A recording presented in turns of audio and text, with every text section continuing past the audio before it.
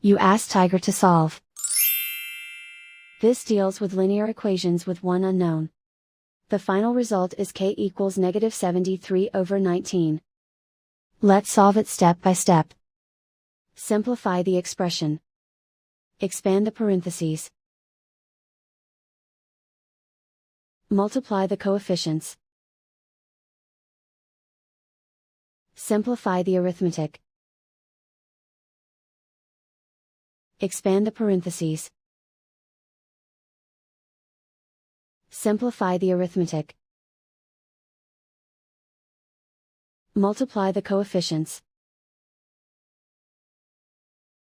Expand the parentheses. Group like terms. Simplify the arithmetic. Group all constants on the right side of the equation. Add 73 to both sides. Simplify the arithmetic.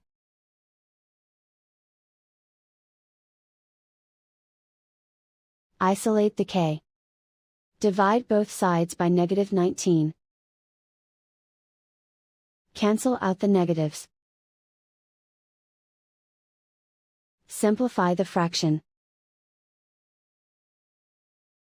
Move the negative sign from the denominator to the numerator.